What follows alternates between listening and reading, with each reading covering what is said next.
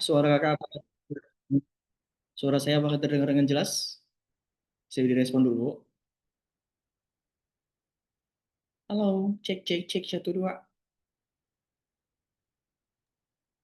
Jelas, jelas. Alhamdulillah.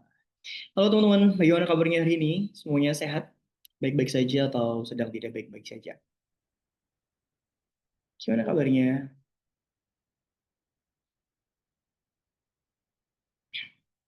Alhamdulillah, sehat walafiat. Aliza, thank you. Kajian, thank you. Tak baik. Kenapa? Lagi sakit ya? Lagi batuk? Atau lagi demam?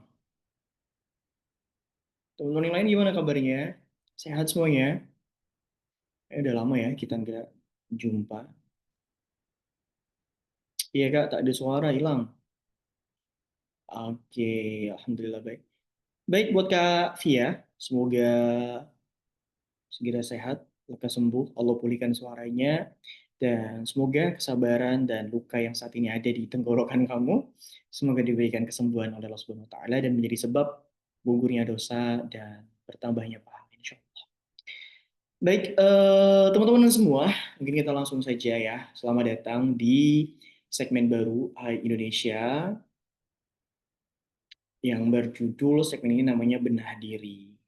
Sesuai judulnya, apa yang akan sampaikan ini adalah berkaitan dengan self improvement, mental health, mindset dengan basic Islam. Mungkin di sini teman-teman nanti akan bisa membuka cakrawala pikiran kalian. Kakak harap sih seperti itu ya.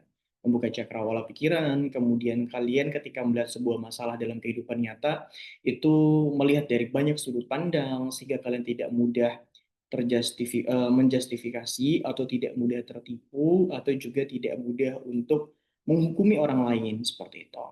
Sebenarnya di segmen ini fokus kita adalah tentang bagaimana teman-teman itu bisa mendapatkan insight yang banyak meskipun dengan pembahasan yang mungkin kakak akan coba kemas seringan-ringan mungkin, sesederhana-sederhana mungkin dan sesantai-santai mungkin begitu ya. Sehingga teman-teman bisa menyerap dengan baik dan juga teman-teman mungkin insya Allah juga bisa mengamalkan ya apa yang didapatkan pada malam hari ini. Dan insya Allah benah diri ini juga akan kita laksanakan di setiap hari Selasa di pukul 8, bisa pukul 8 ataupun 8.15. Dan akan langsung dimentorin sama saya insya Allah dan tidak menutup kemungkinan juga nanti mungkin akan kita undang bintang tamu, cuman secara apa ya istilahnya, pivot ya, atau nggak pivot, kayak penggeraknya gitu ya. Itu insya Allah segmen ini langsung dengan saya. Tentunya insya Allah bintang tamunya juga bukan yang kaleng-kaleng gitu ya.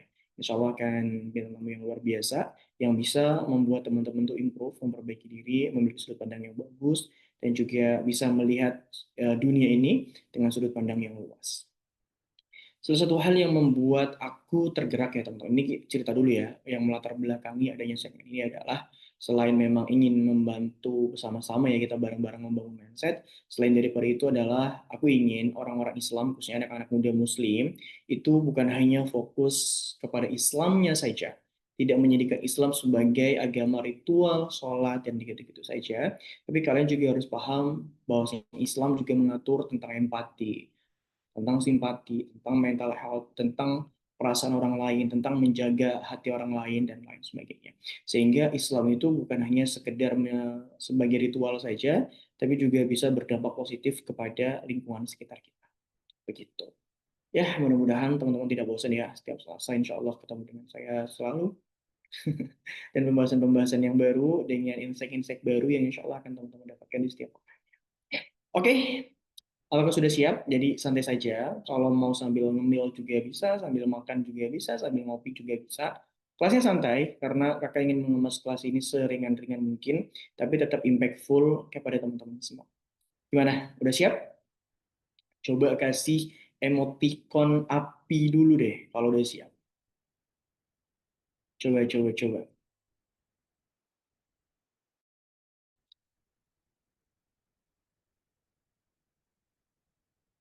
Thank you Dita. Teman-teman yang lain? Oh, thank you Romi. Yang lain nggak siap? Oh, thank you Kak Via. Thank you Kak Nisa. Ada 19 orang ya kurang lebih. Yang lain gimana udah siap? Oh, thank you Kak Fitri. Udah 5. Yang lain, ayo Kak Jihan, thank you. Terima kasih. Ini waktu live gitu ya, ada yang ngasih gift ya. Terima kasih gitu. Yang lain gimana? Sudah siap? Oh, thank you Kak Sekar. Oke, yang lain gimana gimana? Aku anggap ketika teman-teman ngasih emoticon itu teman-teman udah siap, sudah menyala ini Kak. Wah, mantap. Thank you Kak Hati. Halo Kak Hati. Kak Hati ini ada di mana-mana loh, boleh lah. Kadang ada di Hai, kadang ketemu aku di Jovisa juga kemarin ya. Masya Allah, luar biasa. Ada Kak Fuji, halo, thank you Kak Fuji. Wah, 4 ya apinya. Thank you Kak Adis. Kak Adis ini aku coba mencari tahu tentang Kak Adis guys. Kak Adis ini adalah seorang stand up comedian. Kak Sekar, kalau mau Kak Umi ya, Kak Dita kalau mau belajar stand up comedian coba sama Kak Adis. Baru tahu kan ya? Aku udah tahu tuh. Oke. Gak apa-apa kan Kak Adis ya? Siapa tahu mau ada yang belajar. Aku juga tahu circle-circle Kak Adis tuh seniornya siapa. Pernah ketemu juga soalnya. Bukan sama Kak Adis yang sama seniornya. Masya Allah, boleh banget Kak ya. Coba. Wah, sepi liginya. Langsung aja, Adis itu. Cari. Oke, teman-teman, izinkan aku untuk share screen ya. Thank you ya yang udah ngerespon. Terima kasih banyak. Aku harap respon kalian bisa menambah semangat teman-teman yang lain juga. Andai, kenapa jadi nyanyi di konser nanti? Baik, teman-teman, seperti yang sudah kakak bahas di story ya, setidaknya kan ada 5 hal, 5 sudut pandang, 5 bahasan yang akan kita bahas pada malam hari ini. Kakak izin ya untuk malam hari ini dan seterusnya mungkin kakak akan membuka sambil membaca catatan karena ada poin-poin penting yang kakak takut terlewat gitu ya, sehingga kakak akan mencatatnya dan izin untuk membaca, ada yang mengintip bacaan catatan gitu ya, nggak apa-apa ya. Baik, teman-teman, bismillah ya. Pembahasan pertama malam hari ini dibuka dengan Islam dan ruang-ruang psikologis manusia. Teman-teman, pembahasan ini berangkat dari keprihatinan kakak kepada oknum atau beberapa orang yang dirinya mengaku sebagai, bukan mengaku, atau diakui oleh masyarakat secara umum sebagai ustadz atau orang-orang yang membawa label Islam. Aku sering menemui atau bahkan mungkin baru kemarin, ini nggak boleh digeneralisir ya, ada beberapa orang yang kayak gitu, jadi nggak semuanya, nggak boleh digeneralisir. Ada beberapa yang nggak temui dan kemarin juga baru ketemu gitu ya. Orang yang berlabel atau membawa label Islam.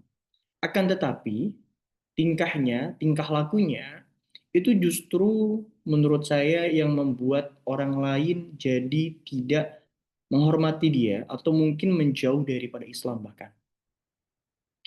Dengan tutur kata yang agak sedikit arogan, dengan lagak yang sedikit angkuh, kemudian menyederhanakan masalah orang lain atau menyepelekan masalah orang lain. Aku prihatin ketika melihat semua orang, bukan semua, beberapa orang yang kayak gitu.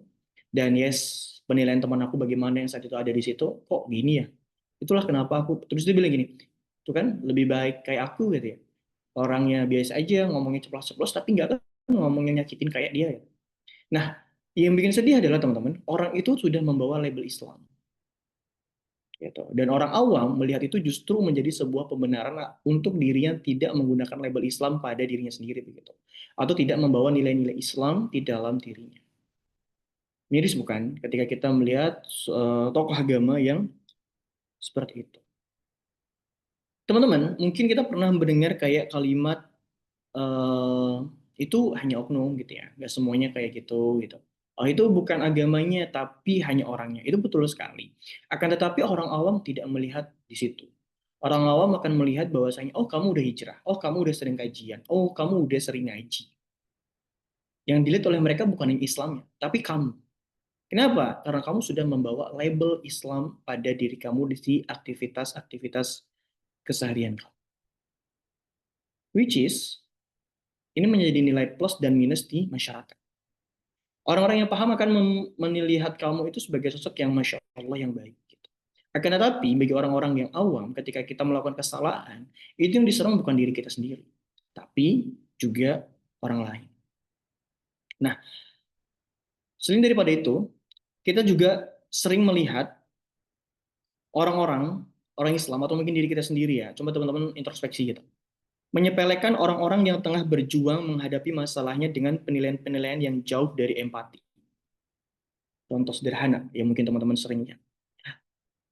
Anak-anak Gen Z saat ini itu dikit-dikit galau, dikit-dikit mental health, dikit-dikit mental health. Itu tandanya anak-anak Gen Z itu jauh dari agama. Kalian itu kurang ibadah. Ada yang pernah mendengar kalimat seperti itu? Dan itu keluar dari orang yang membawa label Islam. Ada yang pernah dengar itu? Coba, coba, coba. Nah, kita interaktif aja ya, supaya teman-teman gak ngantuk. Kamu tuh kurang ibadah, makanya kamu jadi sedih. Kak, aku kenapa ya? Sedih banget akhir-akhir ini. Coba deh sholat. Kamu sholatnya nggak khusyuk. Gitu. Kak, kenapa ya? Aku sekarang tuh lagi tertekan banget karena masalah masalah keluarga aku begini. Kamu sih kurang zikir, ya kan? Atau ada gini-gini. Jadi kita santai aja teman-teman. Kita nggak usah kayak kelas yang formal tuh kita santai aja. Atau juga sering kali ada yang ngomong kayak gini. Kamu tuh kurang bersyukur. Kurang bersyukur kamu. Coba bayangin banyak orang yang masih begini-begini. Padahal ya kita tuh cuma pengen ngobrol gitu. Pengen curhat, pengen didengerin. Malah disuruh bersyukur coba.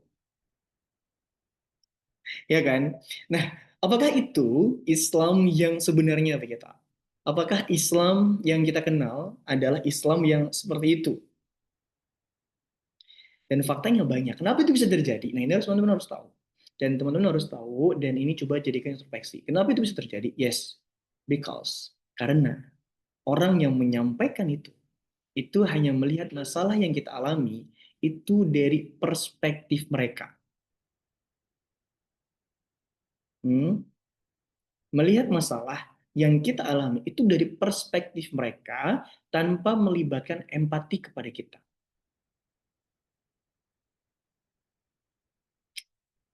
Paham sampai sini? Jadi kayak gini teman-teman. Sederhananya adalah aku melihat masalah, misalkan di sini ada Mbak Fia nih cerita, kok aku tuh begini-begini. Karena aku tidak mengalami itu, aku tinggal simpel aja. Ya udah, sabar aja. Kamu kurang bersyukur kali. Why? Kenapa aku mau jawab kayak gitu? Karena aku nggak melihat dari sudut pandang kamu. Aku tidak terus menggali latar belakang kenapa itu bisa terjadi, dan aku tidak menaruh empati pada diri kamu. Apakah Islam seperti itu? Itu tidak seperti itu, teman-teman. Jadi mereka itu seringkali hanya melihat dari sudut pandang mereka sendiri. Coba bayangkan, ketika yang cerita itu adalah orang-orang korban dari pelecehan seksual atau korban dari bully ya, atau korban dari KDRT misalkan. Terus dia cerita, sudah sabar ya, yang ikhlas aja. Nanti biar Allah yang balas. Apakah seperti itu Islam mengajarkan kepada kita? Ah, kamu mah mending ya, gitu. Kalau dinasihatin, kalau ada yang kita cerita begini, kamu mah mending, cuman dibully kayak gitu. Aku dulu, gitu. Apakah Islam itu? Dan sering kali ini muncul dari lisan orang-orang yang katanya paham agama. Di sini yang membuat aku miris dan mengangkat tema ini jadi pembahasan pada malam hari ini. Tujuannya bukan untuk menghakimi mereka, bukan. Tapi tujuannya agar teman-teman paham dan teman-teman tidak terbawa arus dan tidak mengikuti hal-hal yang seperti itu. Kemudian, contoh ini kita santai aja teman-teman. Balik lagi aku katakan santai dan supaya teman-teman gak tegang. Jadi bisa sambil nulis, nyatet, makan boleh. Atau dalam kasus yang lain, ada orang yang lagi kelaparan. Orang lagi kelaparan, susah nyari duit begitu. Kemudian dia hidup mencari nafkah itu bukan untuk beli barang merah, barang merah, barang mewah gitu ya. Bukan juga untuk flexing, tapi dia bekerja pagi dan sore itu cuma buat makan. Lantas ketika orang itu cerita tentang kesusahan ekonominya, tiba-tiba kita bilang apa? Tenang, dunia cuma sementara. Apakah itu bisa menjadi solusi bagi dia? Enggak akan bisa. Atau udah sabar aja ya. Enggak guys, enggak bisa. Aku udah ngelakuin riset gitu ya. Ternyata orang-orang yang dia cerita tentang ekonomi, dia tahu ya bahwasanya ini dunia cuma sebentar. Dia tahu kalau misalkan dia harus sabar, dia tahu kok. Aku beberapa kali menemukan orang, dia tahu apa yang harus dilakukan. But dia tidak butuh nasihat itu lagi. Yang dibutuhkan apa? Dia minta didengarkan. Emosinya minta divalidasi. Dan dia minta disupport. Support itu kayak, oke, aku mungkin saat ini belum bisa bantu secara finansial, tapi aku doakan ya. Semoga rezeki kamu lancar. Tapi itu kita katakan ketika orang itu udah selesai untuk menyampaikan curhatannya.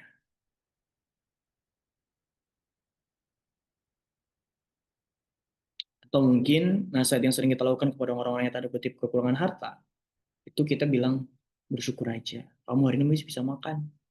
Tuh lihat tuh orang lain masih banyak yang gak makan. Padahal selama kayak gitu, cara menasihati, cara berempati dengan orang yang kesusahan, itu tidak kayak gitu. Memang benar, ada satu hadis, nanti kita bahas, mungkin ada di pertemuan kedua atau ketiga gitu ya. Kita akan bahas tentang bagaimana sih konsep bersyukur, apakah kita harus melihat orang yang ada di bawah kita, atau seperti apa, nanti kita bisa bahas. Nah, berislam semestinya membuat kita tuh hadir di ruang-ruang yang paling membutuhkan sentuhan Islam. Bukan sekedar ruang-ruang yang sudah terang benderang, tetapi justru ruang-ruang yang masih menantikan cahaya. Bukan pula sebatas ruang-ruang kesolehan pribadi, tetapi juga ruang kesolehan sosial. Teman-teman, mungkin tahapan kayak bersyukur, sabar, itu udah ada pada diri kamu. Tapi apakah orang lain juga akan mengalami hal yang sama? Atau dia merasakan ketenangan ketika dinasihati? Itu belum tentu. Maka ada istilah dalam Islam itu, apa ya? Lupa. Jadi istilahnya adalah kita nggak boleh mengeneralisir setiap orang, apalagi hanya menggunakan sudut pandang kita atau perspektif kita. Kita harus tahu bahwa Islam ini bukan hanya untuk diri kita sendiri, bukan tentang kesolehan pribadi, bukan tentang kenikmatan ke diri kita, tapi Islam juga tentang bagaimana kita merangkul. Ingat ya, Islam juga tentang bagaimana kita merangkul orang-orang yang ada di sekitar kita. Kita harus paham Islam itu ada dua dimensi, dimensi horizontal dan dimensi vertikal, atau dalam bahasa kitabnya itu hablum minallah dan hablum minannas. Kamu harus tahu di sana. Oke, kamu soleh, kamu soleha, kamu orang yang paham ya begitu dengan agama, tapi itu tidak cukup sampai di situ saja. Kamu harus tahu, ini bukan berarti aku ini yang menjustifikasi sama enggak, tapi teman harus sadar bahwasanya kesolehan dan kesolehahannya itu itu bukan bukan hanya untuk pribadi teman-teman semua, tapi banyak orang di luar sana yang butuh akan hal itu, butuh dari implementasi dari kesolehan itu, atau butuh dari teman-teman paham tentang agama itu. Ya, mereka nggak mau tahu tentang, oh kamu paham berapa juz. Mereka nggak mau tahu kamu pendiri pesantren atau bukan. Kamu udah ngaji di pesantren berapa tahun enggak. Yang mereka rasakan adalah apakah teman-teman bisa mengisi ruang-ruang sosial, ya, ketenangan, ketentraman, dan kesolehan sosial di masyarakat umum. Jangan hanya fokus kepada yang udah soleh saja. Jangan hanya fokus kepada orang-orang yang ngaji saja. Tapi teman-teman harus sadar bahwa Islam itu bukan hanya untuk orang-orang yang belajar Islam saja. Tapi Islam adalah untuk semua manusia dan teman-teman harus mengimplementasikan itu. Itulah kenapa mungkin di sini ada tim Hike, ada tim Akademi Pranika. Aku selalu menyampaikan, oke, target kita bukan buat yang udah ngaji ya. Oh, target kita bukan buat yang udah paham Islam ya. Target kita adalah orang-orang yang memang belum tersentuh. Karena Islam itu untuk apa? Untuk seluruh alam, ya, rahmatan lil alamin, dan untuk seluruh manusia, bukan hanya untuk yang sudah belajar Islam. Bahkan justru orang-orang yang belum tersentuh dengan Islam, kita harus berusaha bagaimana caranya kita bisa menyentuh mereka. Teman-teman, di luar sana banyak cerita-cerita yang harus teman-teman dengar. Kita nggak boleh terkungkung dalam satu circle. Kita nggak boleh terkurung dalam satu pikiran yang kita anggap benar saja. Teman-teman harus banyak mendengar bagaimana sih orang itu bisa bertahan hidup di pinggir jalan. Bagaimana sih orang itu bisa bertahan hidup di tengah kelaparan? Bagaimana sih orang itu masih mau untuk hidup di tengah keterbatasan dirinya? Aku kadang melihat orang yang kayak, wah dia hidupnya mohon maaf banget, hidupnya susah gitu ya, kesulitan, kemudian ditambah lagi Allah titipkan anak yang spesial gitu ya. Kemudian setelah itu Allah titipkan lagi berbagai macam masalah dan dia tetap sabar, tegar. Dan apakah ketika dia cerita terus kita katakan, kamu tuh harus bersyukur, kamu tuh harus bersabar, kamu harus banyak ibadah. Itu enggak menyelesaikan masalah. Justru kemungkinan sabarnya mereka bukan hanya sekedar jargon, tapi sabarnya mereka itu memang sudah mereka praktekkan.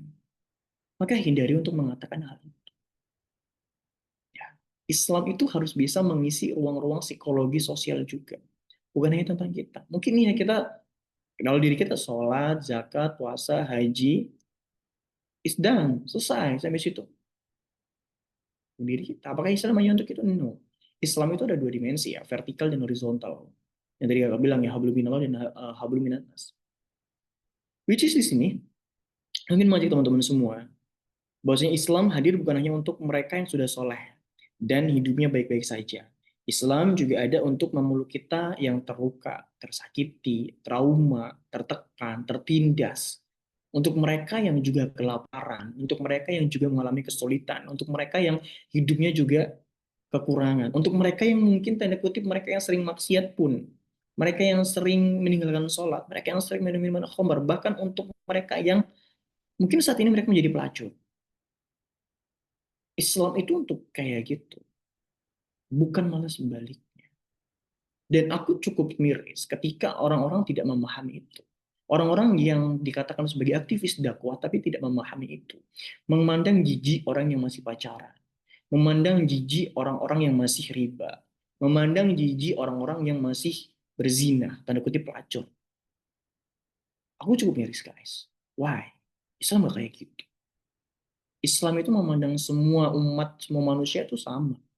Yang membedakan hanya di sisi Allah. Kamu lihat orang saat ini dia bermaksiat. Siapa sangka dan nggak pernah tahu bisa jadi ya wafatnya dia itu jauh lebih mulia daripada kita. Dia Allah kasih kesempatan untuk bertobat. Dia sebelum meninggal mungkin dikasih sakit sehingga Allah hapuskan dosa-dosanya. Setelah itu apa yang akan dia lakukan? Dia bertaubat gitu ya, bersih dan dia meninggal. Nah kayak gitu. Aku cukup sedih ketika ada umat atau aktivis gitu ya, dakwah atau kita sebagai orang yang paham agama memandang hal-hal kayak gitu sebelah mata. Padahal enggak guys, nggak kayak gitu. Ya, nggak boleh kita melihat itu sebagai satu hal yang menjijikkan. No. Justru di situ kita tuh harus sedih, harus empati, dan harus kita doakan. Bukan malah sekedar apa ya, bukan malah dijustifikasi. Dan Islam itu bukan yang sekedar jargon. Aku Islam, aku begini, aku begini. Orang lain tidak melihat apa yang kita katakan, guys. Yang mereka lihat adalah bagaimana tindakan kita di masyarakat umum. Dan aku ingin mengajak teman-teman semua melek. Melek itu artinya paham, melihat realita yang ada, bukan hidup di bawah khayalan, tanda kutip ya, khayalan, imajinasi tentang kesalehan teman-teman sendiri. Maksud di sini adalah teman-teman, oke bagus, soleh itu keren banget, soleh, soleha itu keren banget, tapi nggak cukup sampai situ. Islam bukan hanya untuk itu. Kalau Islam hanya untuk itu teman-teman, maka justru Nabi nggak susah payah untuk berdakwah. Ngapain dia dakwah? Ngapain dia perang gitu ya? Maka dari itu, di Islam kita tuh harus belajar jadi orang yang mau mendengarkan, melihat realita, memahami latar belakang orang, memahami kenapa dia melakukan itu. Syukur-syukur kita bisa menjadi solusi atas permasalahannya. Percaya sama saya, tidak semua orang, bukan tidak semua orang, mungkin semua orang tidak ada yang ingin hidupnya itu jauh dari Allah. Selalu ada sebab kenapa dia melakukan itu. Dan kita harus bisa melihat itu. Bukan berarti ketika dia ngelakuin maksiat, terus kita melihat latar belakangnya, lalu kita menganggap maksiat itu benar. Tidak. Maksiat tetap salah, apa yang dilakukan bisa jadi tetap salah. Tapi tugas kita bukan untuk menghukumi kayak kamu najis, kamu jijik, kamu nggak diterima di surga, kamu bukan golongan saya. Kita mengaku tindakannya salah, tapi kita harus paham bahwasanya kita lihat dulu kenapa dia melakukan itu. Dan Islam kayak gitu, melihat dari sisi psikologisnya, latar belakangnya. Dan apa em, terakhir ya di part ini, aku pengen ngajak teman-teman untuk jangan pernah menyepelekan atau menyederhanakan masalah orang lain yang mereka alami dengan memaksakan perspektif kita. Jadi kita harus menggunakan perspektif orang lain tersebut. Misalkan Mbak Sekar lagi dengerin curhatan member gitu ya. Kita nggak boleh melihat masalah itu dari sudut pandang kita, nggak bisa. Kita harus melihat sudut masalah itu dari sudut pandang dia. Kenapa masalah itu bisa berat bagi dirinya? Apa faktor yang mempengaruhi? Kenapa masalah itu dianggap ringan oleh dia? Kenapa? Apa yang mempengaruhi? Nah, kita harus melihat itu dari sudut pandang dia. Dan gimana kita bisa tahu? Kita harus lebih banyak mendengarkan dan lebih sedikit menjustifikasi. Kayak gitu. Ya, kelas ini mungkin di pertemuan ini di part ini mungkin itu kayak apa ya, ngajak teman-teman itu melek realita, paham realita, buka empati, harus lebih berempati lagi dan belajar jadi pendengar yang baik, bukan penghukum yang baik. Gitu ya. Jadi bukan hanya sekedar kayak oh Islam ritual, no guys. Kalian harus paham. Memang benar kayak agama seorang tergantung agama teman dekatnya itu betul. Tapi apakah itu membuat kita untuk tidak membantu sesama? Tentu tidak ya. So begitu. Paham ya di part ini? Paham nggak? Ada yang mau ditanyakan?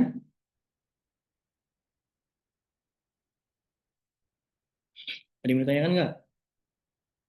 Mungkin di part ini aja yang agak panjang, part selanjutnya agak pendek. Aku usahakan teman-teman, aku usahakan untuk tidak lebih dari 90 menit, jadi semuanya akan baik-baik saja. Akan lebih singkat insya Allah. Tertampar, terguling-guling. Yang lain gimana? Paham? Ada yang mau ditanyakan? Aku boleh. Aku open discuss. Satu sesi, satu slide, mungkin aku akan open discuss lagi. Satu slide, open discuss lagi. Satu slide, mungkin akan aku batasi 2 pertanyaan. Oke, kajian satu lagi siapa? Nggak ada? Oke, mungkin kajian silakan. Assalamualaikum Kak. Waalaikumsalam warahmatullahi wabarakatuh. Eh, mau bertanya Hmm. terkait itu saya pun juga pernah dicurhatin gitu sama salah satu teman saya gitu ya. Yang mana saya juga bingung harus merespons seperti apa karena permasalahannya itu terkait ia tuh posisinya dia juga sedang merantau gitu, ibaratnya merantau dari rumahnya gitu maksudnya dia di kotanya sedangkan rumah orang tuanya itu ada di perkampungannya kalau nggak salah ya. Yang mana dia tuh di sana tempat tidurnya di sana, tempat dia kuliah juga dari sana kayak gitu kan. Tapi keadaan itu dia bilang dia masih ngerasa kayak belum cukup meskipun memang dia tinggal di kota gitu di tempat kerjanya gitu. Sedangkan dia mendapatkan kabar dari orang tuanya kalau kalau orang tuanya tuh masih kesusahan gitu. Juga kesusahan juga dalam ini. Tapi satu sisi dia nggak belum bisa ngebantu. Dia sampai bilang eh Jihan gitu, bapakku tuh sampai mungut-mungutin apa galon gitu demi buat makan Jihan. Aku tuh bingung harus gimana Jihan. Kenapa posisinya aku juga di sini lagi bertahan. Di situ aku bingung harus menguatkannya gimana gitu ya kayak karena posisinya juga kita belum bisa bantu secara finansial kayak gitu. Kita juga lagi posisi bertahan juga gitu ya Kak. Tapi saya dengarkan apa yang dia sampaikan semuanya gitu. eh, yang saya jadi pertanyaan di sini gimana di saat kita ada di posisi itu saat kita belum bisa membantu tapi kita juga mau ibaratnya memberikan solusi eh, tapi bingung juga gitu maksudnya sebenarnya itu adalah salah satu solusinya juga gitu maksudnya ibaratnya keluar dari kesusahan ibaratnya dalam hal ekonomi pasti orang tuanya masih pun udah tua juga pasti bekerja gitu ya kak kan kak dia nggak mau ngelihat apa nggak mau ngerepotin anaknya juga gitu kan sedangkan di sana juga anaknya juga lagi butuh banyak keperluan dia juga lagi kuliah juga gitu kan kak butuh buat kebutuhan sehari harinya gitu itu saya bingung harus bagaimana responnya. Untuk pertanyaan yang kedua, ini Kak, posisinya kita sudah memberikan solusi kepada dia gitu. Misalnya contohnya dalam hal, dia pengen pengen dapatkan calon suami gitu, maksudnya punya suami, tapi posisinya saya juga udah menyarankan untuk dia ta'aruf. Dia udah bertemu berapa kali, laki-laki, dia ujung-ujungnya malah gagal terus gitu. Sedangkan umur dia udah semakin lama semakin tua, udah mencapai lebih dari 25 tahun lah gitu ya, menginjak 30 kali ya, apa berapa ya? Iya gitu. Nah, eee, kriterianya dia ini tuh memang, bisa dibilang kriteria yang dia suka itu orang-orang yang ibaratnya kayak luar negeri, kayak orang Arab, eee, pokoknya terkait orang Arab, orang Turki, orang apalah gitu maksudnya.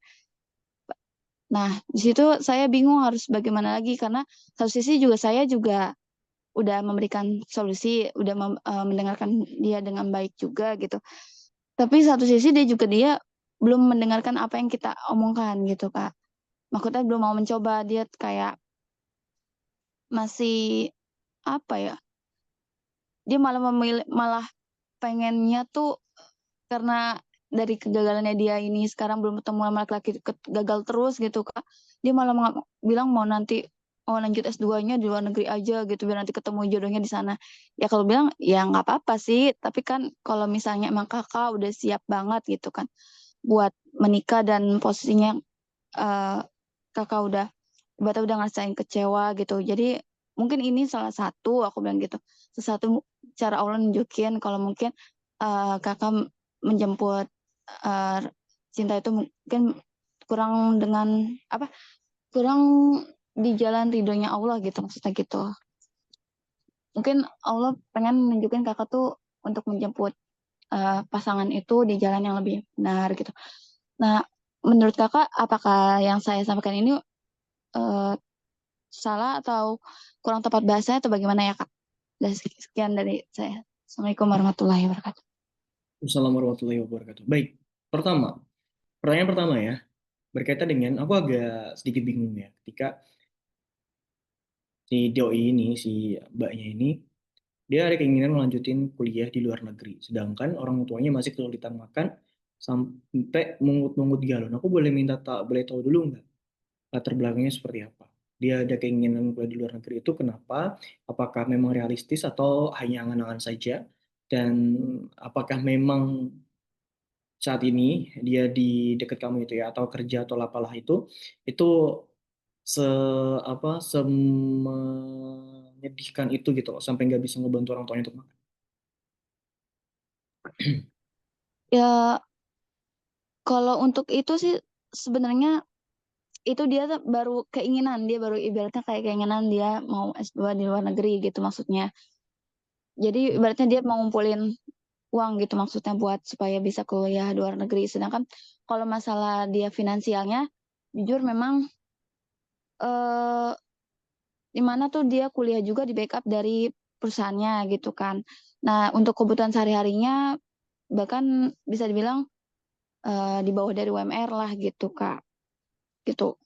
Nah, makanya itu dia juga bingung posisinya, dia juga kan kerjanya kota di kotanya yang mana itu kebutuhan itu lebih mahal lah ibarat kita kerjanya di kota Jakarta gitu, kayak gitu, Kak. Oke, baik. Pertama gini, kalau misalkan teman-teman kita berada di suatu posisi ya sebagai orang yang dicurhati atau sebagai seorang pendengar, ketika kita tidak bisa memberikan solusi secara nyata ya. Kalau kita tadi kan tahu ya, masalahnya sebenarnya pada finansial. Nah, gimana caranya supaya kita tetap menjadi pendengar yang baik dan sekaligus tidak menyakiti hati dia. Maka pertama yang harus kita lakukan adalah kamu cukup mendengarkan, validasi perasaannya, dan tetap jadi teman yang baik. Itu aja. Jadi bukan menjauhi, bukan juga menghukumi, bukan juga untuk kamu itu kayak memaksa diri kamu untuk membantu, sedangkan kamu sendiri belum bisa. Nah, itu nggak bagus. Itu namanya people pleaser. Itu nggak bagus. Jadi ketika memang kamu merasa juga belum mampu, kamu juga ngerasa masih sulit, maka coba untuk pertama ya bantu sebisa kamu kayak oh aku hari ini ada makan lebih nih, bagi dua yuk. Gitu. Dengan harapan di hari itu dia nggak beli makan, dia juga bisa lebih nabung, lebih hemat begitu. Nah kemudian yang kedua yang harus dilakukan adalah Jadi pendengar yang baik tadi, ya kita dengarkan saja tanpa kita denial atau membanding-bandingkan ya kehidupan kita dengan kehidupan dia. Jadi itu ya, kayak meskipun kita nggak bisa memberikan solusi yang nyata berupa finansial secara langsung, uang, materi gitu ya. Tapi setidaknya kita tetap menjadi teman yang baik ya, dan kita dengarkan. Kadang orang itu bukan minta solusi, dia tahu kok masalahnya di duit gitu ya. Dia nggak minta nasihat, dia cuma minta ditemenin gitu ya, validasi dulu perasaannya, temenin. Kalau dia minta dinasehatin, baru kita kasih nasihat. Kalau misalkan nggak, cukup jadi pendengar yang baik dan cukup ditemanin, gitu saja. Itu yang pertama. Nah, kemudian yang kedua, berkaitan dengan jodoh gitu ya. Kalau misalkan dia merasa masih belum menemukan, ya kajian cukup sampaikan, ya mungkin belum ketemu saja. Ya berdoa sama Allah, mudah-mudahan nanti bisa dipertemukan lagi. Sabar, memang belum waktunya. Sederhana itu aja kok. Jadi, dalam hal ini di pertanyaan kedua nggak terlalu banyak hal sensitif gitu ya. Masih oke-oke aja. Kajian menyampaikan seperti itu juga oke. Yang terpenting bukan untuk mengerdilkan usaha dia kayak ya sudahlah nggak usah lah kamu banyak-banyak milih ya nggak boleh kayak gitu udah kayak oh it's okay mungkin memang belum ada yang cocok gitu bukan malah kita menyalahkan dia karena seringkali kita justru menyalahkan kamu sih kebanyakan milih gitu jadi nggak nemu gitu itu nggak boleh kayak gitu tapi kita cukup kayak ya udah nggak apa-apa mungkin memang belum ketemu sama yang cocok aja itu kurang lebih kajian jangan menyalahkan tapi lebih mendukung usahanya selama memang usahanya benar gitu aja oke cukup ya Iya, oke Kak. Cukup. oke Makasih kalau ya Kak. sama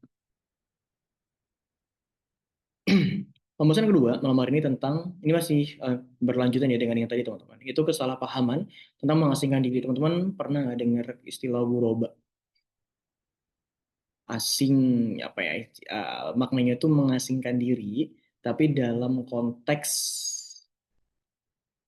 apa? Biasanya tuh orang itu ngelihat kayak oke aku taat sendirian gitu. Pernah nggak? Kita jadi orang yang taat di tengah orang-orang yang tidak taat begitu. Pernah nggak dengar itu? Atau mungkin pernah bikin kuat tentang itu? Bangga jadi seorang guroba. Ya. Ya kan? Sebenarnya gini teman-teman. Konsep guroba itu sebenarnya gini. Kenapa bisa dianggap asing? Ada satu hadis ya tentang hal ini. Siapakah mereka yang asing itu? Maka kata Rasulullah menjawab orang-orang yang mengadakan perbaikan di tengah manusia yang berbuat kerusakan. Artinya, mengasingkan diri itu bukan kita tuh hidup sendiri dengan kesolehan kita. Kita hidup sendiri dengan Islam. Sehingga kita menutup diri untuk bergaul dan bercampur dengan masyarakat. Konsep guroba yang sebenarnya tidak seperti itu. Tapi konsep guroba adalah tentang bagaimana kita itu melakukan perbaikan di tengah umat. Ya, jadi misalkan Kak Mustika nih, Kak Sinta, itu dakwah di tengah-tengah masyarakat, ya. Kemudian berusaha memperbaiki keadaan umat. Itu konsep berubah kayak gitu. Bukan dia misalkan kajian ya udah taat, udah hijrah, terus nggak mau bergaul, mengurung diri, menganggap orang lain tuh nggak bagus gitu ya. Nggak kayak gitu. Konsep berubah kayak nggak kayak gitu. Bukan kalian berpakaian beda sendiri ya. Biasanya cewek nih berpakaiannya beda sendiri gitu ya. Kemudian setelah itu kalian menganggap kalian soleh sendiri atau solehah sendiri begitu baik sendiri terus nggak mau berbaur lebih baik mengasingkan diri di rumah aja. Konsep berubah nggak hanya sekedar seperti itu tapi bagaimana kalian itu melakukan perbaikan di tengah masyarakat gitu ya jadi sikap mengasingkan diri kita itu adalah apa ya berusaha untuk memperbaiki keadaan sekitar dengan usaha dan ikhtiar yang bisa kita lakukan. Jadi teman-teman belajar Islam harusnya bukan malah mengasingkan diri dan menyendiri di kesolehan kalian, tapi harus tentang bagaimana kalian itu berusaha memahami gitu ya, memahami setiap orang, memahami apa namanya keadaan sosial seperti itu. Banyak orang dari yang menganut konsep ini, dia itu benar-benar menganggap dunia ini sebagai tempat yang tanda kutip menjijikan. Jadi seolah-olah kalau kita milih dunia, kita nggak bisa milih akhir. Kalau kita milih akhirat, kita nggak bisa milih dunia. Padahal apakah Islam kayak gitu? Enggak. Ya, kita seringkali itu terjebak dalam dua pilihan yang nyata, kayak hitam dan putih, atau iya atau tidak, baik atau buruk, indah atau jelek, cinta atau benci. Padahal ada kompromi yang bisa kita lakukan di sana. Contoh, banyak orang yang mengatakan mengasingkan diri dari dunia. Ya kita meninggalkan segala macam dunia, ya kegiatan dunia. Padahal nggak kayak gitu. Justru dunia ini akan seiring dengan akhirat ketika kita menggunakan dunia ini dalam hal yang tepat. Misalkan di sini ada siapa ya? Kak Via. Kak Via punya keahlian apa tentang dunia? Dia gunakan untuk dakwah. Dia hidup di dunia yang banyak masyarakat yang perlu untuk mendengarkan curhatannya. Kak Via berusaha untuk jadi pendengar yang baik, maka bisa untuk jadi ibadah. Artinya, bukan berarti ketika teman-teman milih A, itu pasti konsekuensinya buruk atau baik, kita enggak. Ada hal yang di tengah-tengah yang bisa kita kompromikan. Contohnya adalah tadi, akhirat dan dunia. Apakah ketika kita milih dunia akhirat yang kita tinggalkan? Atau kalau kita milih akhirat dunia akan ditinggalkan? Tidak. Islam nggak kayak gitu. Itu masih bisa dikompromi. Bagaimana kita tetap bisa menjalankan aktivitas kita di dunia, ya, mengejar dunia tanpa harus mengabaikan akhirat. Maka ada nasihat itu, kejarlah akhiratmu, tapi jangan lupakan jatahmu di dunia. Kita boleh ngejar akhirat, tapi jangan lupakan itu juga ada bagian di dunia, sehingga kita bisa mendapatkan keduanya. Jadi dunia itu dan akhirat sebenarnya bukan suatu hal yang berlawanan. Tergantung ya, tergantung kita melihatnya dari sudut pandang apa, kita mengikhtiarkannya dalam cara apa, dengan cara apa. Kalau misalkan kita menggunakannya dengan cara yang baik, dengan cara yang tepat, tanpa ada pertentangan di salah satunya dengan Islam dan syariat tentunya, maka itu boleh-boleh saja. Jadi bukan berarti ketika kita milih udah hijrah nih pengen mengasingkan diri, milih akhirat daripada dunia begitu. Lalu kita malah meninggalkan dunia begitu saja, kita nggak mau kerja, kita nggak mau ngapa-ngapain, nggak mau bergaul gitu dengan alasan seperti itu banyak aku temui kepada orang-orang yang biasanya baru hijrah. Nah, padahal nggak kayak gitu guys konsepnya, dunia itu masih bisa kita kejar kok, sedangkan kita tidak mengabaikan akhirat gitu ya. Ini konsep yang harus teman-teman pahami. Jadi jangan sampai ketika kalian soleh malah terkesan seperti eksklusif. Eksklusif tuh nggak sembarangan orang bisa bertemu dengan kalian gitu ya. Nggak sembarangan orang bisa bisa ngobrol sama, enggak. Justru aku pengen umat Islam itu yang paham agama itu juga harus mendengarkan permasalahan mereka. Nah, dakwah itu ternyata teman-teman, mereka bisa kenal Islam itu seringkali bukan karena nasihat, bukan karena orator, bukan karena pidato, tapi mereka kenal Islam dan mau belajar Islam, itu karena mereka itu memiliki apa ya? Bukan memiliki ya, mengalami fase kesadaran yang dimana kesadaran itu seringkali dipicu dari cara kita mendengarkan mereka. Misalkan ya, Pak Sekar dengerin curhatannya Kak Jihan begitu. Kak Jihan, Kak Jihan itu tahu kok jawabannya itu A, B, C, D, E, F, G gitu. Tapi Kak Jihan akan respect sama Kak Sekar dan akan lebih taat dan respect dengan Islam ketika Kak Sekar itu bisa memahami apa yang Kak Jihan rasakan. Betapa banyak orang yang ketika kita dakwah dengan nasihat A, B, C, D, mereka nggak mau dengerin. Mereka mungkin dengerin tapi nggak dijalanin. Tapi betapa banyak orang yang kita dengarkan dulu, kita validasi dulu, kita lembutin, kita dakwahi dengan welas asih, artinya kayak oke okay, kita dengarkan dia mau apa, kita dengarkan begitu ya. Setelah itu kita baik dengan dia kan ada rasa kayak wah Kak Sekar kok baik banget ya gitu. Kayaknya aku pengen deh, pengen belajar juga sama dia deh. Akhirnya nyaman dan bisa jadi jalan hidayah. Jadi bukan hanya sekedar menasihati saja, gitu. Bukan hanya menyampaikan tentang wah aku kamu nggak boleh gini, kamu nggak boleh gitu. Sebenarnya di satu sisi dalam konteks tertentu itu bisa dibenarkan. Tapi ketika kita ingin lebih efisien gitu, atau lebih efektif, itu harus ada cara itu. Kita nggak boleh mengasingkan atau mengeksklusivitaskan diri kita sendiri. Jadi konsep mengasingkan diri itu bukan tentang kita menyendiri, terus kita nggak bersosialisasi dan kita nggak mau untuk bergaul dengan orang. Justru ketika teman-teman banyak bergaul, teman-teman akan banyak mendengar dan teman-teman akan melihat banyak sudut pandang, banyak cerita-cerita di dunia ini yang nggak pernah teman-teman dengar. Dan di situ teman-teman akan hidup dari banyak sudut pandang, bukan hanya hidup dari sudut pandang kita sendiri. Disitulah akan timbul empati. Seperti itu. Ntar ya, Kak Raisya, mungkin nanti kakak akan lanjutkan dulu pembahasannya. Ya, nanti di akhir saja. Karena ketika tadi aku coba di kajian, ternyata waktunya cukup panjang. Gitu ya. Karena aku paling lama setengah 10 sudah selesai. Nah, kemudian selanjutnya, teman-teman, Belajar menjadi muslim yang sadar mengenai isu kesehatan mental. Teman-teman harus paham bahwasanya kesehatan mental ini, bahwasanya Islam itu adalah agama yang sempurna.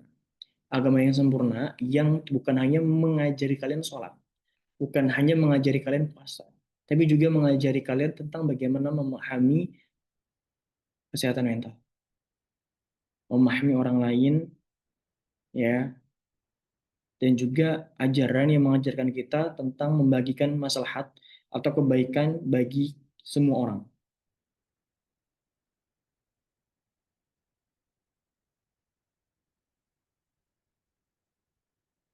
Gitu.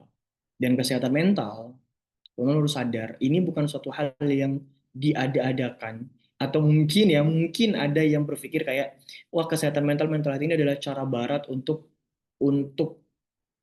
memecah belah Islam gitu, atau cara Barat untuk melemahkan Islam seperti itu. Sebenarnya aku agak kurang setuju ketika ada yang menyampaikan statement seperti itu. Karena faktanya, tanpa campur tangan Barat pun, isu mental health atau isu kesehatan mental pun udah ada sebenarnya sejak dulu. Cuman dalam penanganannya berbeda. Dulu nggak semua orang melek tentang mental health. Belum ngerti. Sekarang udah banyak yang mengerti tentang isu kesehatan mental ini. Begitu. Maka Islam itu membahas tentang hal ini, dan Islam juga mempelajari tentang mental health. Jadi bukan hanya tentang bab ibadah saja, tapi teman-teman harus paham bahwasanya mental health ini juga bagian daripada Islam. Dan yang bikin aku tercengang, faktanya teman-teman, orang yang mengalami luka, baik luka hati, pikiran, batin gitu ya, itu bisa menjadi jalan utama orang tersebut kembali kepada Allah. Ada ungkapan dari Jalaluddin Rumi, luka adalah celah agar cahaya bisa memasukimu. Dan bukan tidak mungkin cahaya ilahi itu bisa masuk kepada ruang hati banyak orang melalui tangan dan lisan kita. Ya, jadi luka itu celah agar cahaya itu bisa masuk. Jadi kayak misalkan nih, selama ini hati kita keras, selama ini hati kita diri kita tuh nggak mau ngebuka diri belajar agama gitu. Atau selama ini hati kita tertutup dengan hiruk pikuk gitu ya, kesenangan, foya-foya dan lain sebagainya. Ketika terjadi luka, retak, disitulah terjadi sebuah retakan di dalam diri kita kayak sedih, nangis dan seterusnya. Di situ biasanya cahaya hidayah itu akan hadir dalam hati. Kesedihan itu mengantarkan kita atau membuka celah-celah hati kita yang selama ini belum terbuka oleh hidayah, itu terbuka. Nah, sebenarnya isu mental health ini bisa menjadi salah satu hal yang super power atau powerful untuk bisa merangkul orang-orang yang selama ini mereka tidak terkena hidayah Islam. Harus paham itu. Jadi Islam membahas hal ini, bahkan kita bisa membuka itu ya, atau membuka kesempatan atau mengambil kesempatan agar bisa mendakwahi orang lewat jalur ini. Saya ternyata. Jadi ini bukan isu yang diada-adakan. Kalaupun diada-adakan istilah kayak burnout atau depression atau anxiety gitu ya. Itu kalaupun katanya diada-adakan, tapi faktanya memang ada orang yang mengalami itu.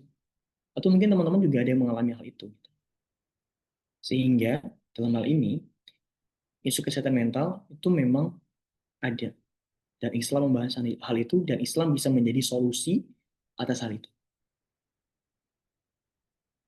Jadi jangan kira kalau misalkan uh, Islam mau ngebahas, Islam nggak ngerti, Islam nggak harus tahu tentang enggak. Islam harus tahu. Bahkan kemarin aku sharing ya dengan guru aku namanya Bisham, dia pengen belajar juga. Ternyata pengen belajar dia tentang kalau dalam Islam tuh bahasanya itu bukan sekitar mental guys, namanya itu tazkiyatun nafs, tentang ilmu tentang kejiwaan, tentang jiwa. Dia pengen mempelajari lagi karena dia tertarik, ternyata umat saat ini butuh itu. Jadi harus paham itu ya, harus sadar bahwasanya kesehatan mental itu penting, dan Islam juga mengajarkan hal itu, Islam juga merangkul hal itu, Islam juga bisa menjadi solusi atas permasalahan. Selanjutnya, menilai keikhlasan orang lain, ini tugas siapa sih sebenarnya? Tugas siapa?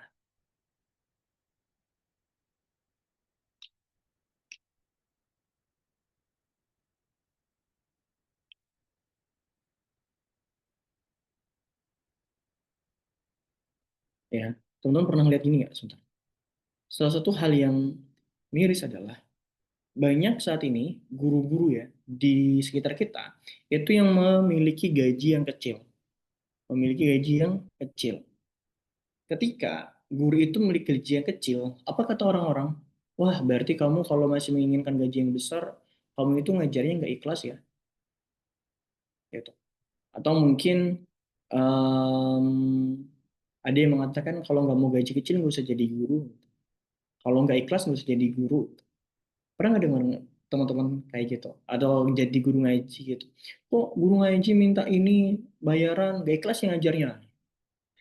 Ada ya, sering banget. Aku sering banget menerima aduan kayak gitu.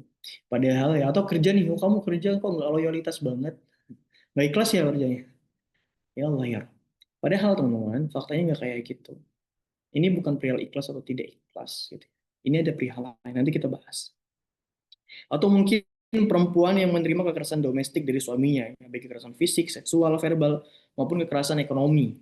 Dalam kerumitan perasaan dan pikiran yang dialaminya, mereka malah mendapatkan nasihat-nasihat yang terlihat manis tetapi beracun. Ada istilahnya itu toxic positivity, teman-teman. Nanti akan kita bahas. Nah, di sini mereka seringkali diminta untuk ikhlas dan berdamai dengan keadaan demi ketahanan keluarga, ditambah dengan kata-kata positif ya, tetapi beracun seperti kamu adalah orang terpilih gitu ya. Kamu bisa melewati ujian ini, kemudian di akhir dengan mengingat soal janji buah istri yang taat bisa memasuki surga dari pintu yang mana saja. Artinya kita diminta untuk ikhlas. Ikhlas ya, kayak suaminya tukang judol, suaminya tukang KDRT, udah ikhlas aja. Kamu tuh adalah wanita terpilih, kamu wanita yang sabar, nanti akan masuk. Nggak kayak gitu konsepnya cuy. Nggak kayak gitu. Kita nggak bisa nilai dia ikhlas atau nggak jadi istri bukan hanya soal tentang kita bertahan atau tidak bertahan ketika jadi istri. Maksudnya nggak kayak gitu. Intinya. Justru aku memiliki sudut pandang bahwasanya ketika ada orang yang kayak gitu, yang memberikan nasihat seperti itu kepada kasus yang seperti itu gitu ya, itu seakan-akan menjadikan agama itu bukan sebagai pedoman hidup, menjadikan agama bukan menjadi salah satu hal yang di, di apa namanya, sorry ya, bukan agama yang menjadi pedoman hidup atau petunjuk hidup, tapi lebih kepada agama itu sebagai pelarian. Oh, kalau lagi kayak gini kita larinya ke agama aja, suruh sabar aja udah. Oh, kalau lagi kayak gitu orang itu suruh sabar aja, suruh bersyukur. Oh, kalau kayak gitu dia nggak ikhlas, berarti dia nggak dapat pahala. Artinya apa? Agama justru jadi pelarian aja, bukan sebagai pedoman. Kalau jadi pedoman hidup nggak kayak gitu, gitu ya.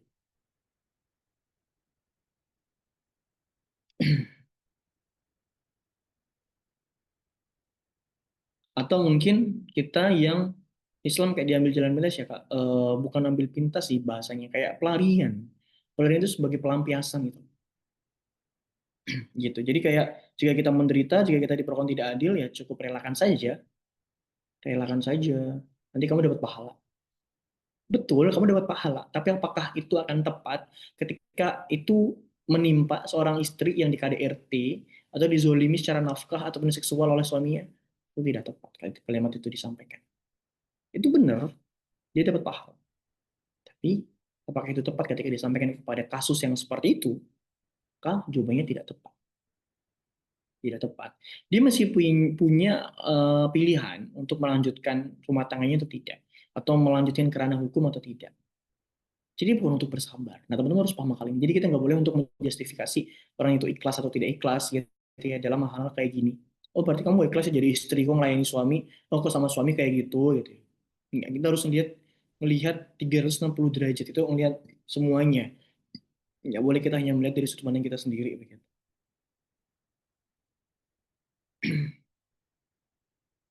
Karena faktanya ini teman-teman. Faktanya adalah kita sebenarnya masih bisa kok ikhlas dengan tetap mengusahakan yang terbaik. Contoh tadi ya guru ngaji tuh kajian ya, dia tetap bisa untuk mengusahakan kayak mencari pencarian lain atau mencari pendapatan lain atau bisa meminta kepada atasannya minta dinaikkan gaji dan seterusnya. Dia masih bisa ikhtiar ke situ. Dia ikhlas kok ngajar, cuman di satu sisi dia masih butuh ini, dia masih butuh uang atau nafkah untuk keluarganya. Dia tetap ikhlas dan itu konsepnya berbeda gitu. Itu dua jalur yang berbeda antara ikhlas dan menuntut hak yang lebih layak gitu. Itu suatu hal yang berbeda. Dan ikhlas, teman-teman semua, ikhlas itu ranahnya bukan dengan kita, tapi dengan Allah. Ikhlas itu dengan Allah, bukan dengan manusia. Ya, ikhlas itu hubungan kita dengan Allah, bukan dengan manusia. Kalau dengan manusia itu bukan bukan perihal ikhlas, bukan bukan bahasan ikhlas. Gitu ya. Jadi kalau misalkan teman-teman ikhlas itu ya antara kalian dengan Allah.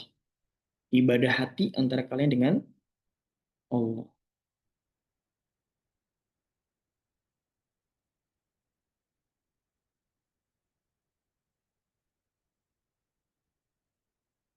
Tinggal teman-teman, bentar ya.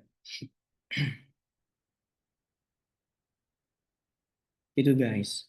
Jadi jangan melihat itu kayak, oh kamu gak ikhlas. Enggak. Itu ada satu hal yang harus teman-teman pahami, bahwa sayangnya ikhlas dan tuntutan ekonomi itu satu hal yang berbeda dalam konteks pengajaran.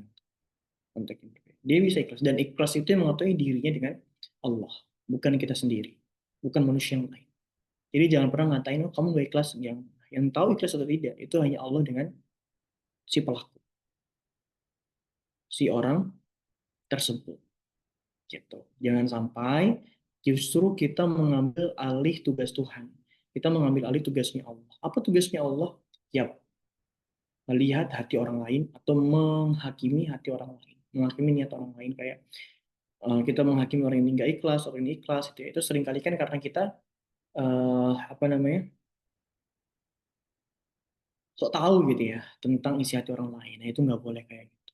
Jadi kalau misalnya tadi ada istri yang di KDRT, ya dia mungkin sebagai seorang istri dapat pahala memang, tapi bukan itu solusinya. Solusinya adalah ini gimana supaya dia nggak di KDRT lagi, supaya dia tidak mendapatkan kekerasan dari suaminya lagi. Tetap usaha kita bantu supaya dia tuh terbebas dari itu, bukan malah disuruh sabar. Sabar tuh memang pasti dia sabar kok. Cuman gimana caranya kita nyelamatin dia dari kekerasan itu? Kita nyelamatin dia dari kejahatan suaminya.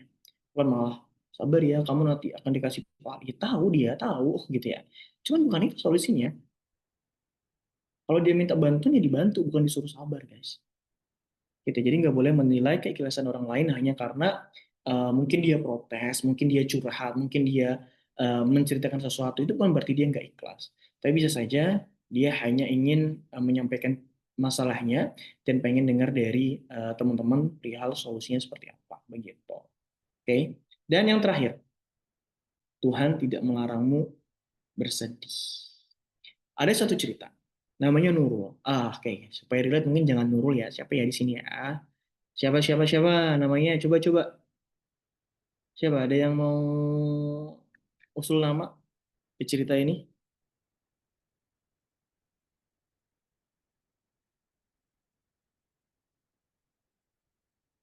Siti, oke. Kita Siti dengan aksen Brooklyn. Siti. Siti itu adalah seseorang yang kehilangan kedua orang tuanya. Sidi itu dia gini. Ini bukan fiksi teman-teman. Ini ada kisah. Namanya aku samarin gitu ya. Kita ambil aja namanya Sidi.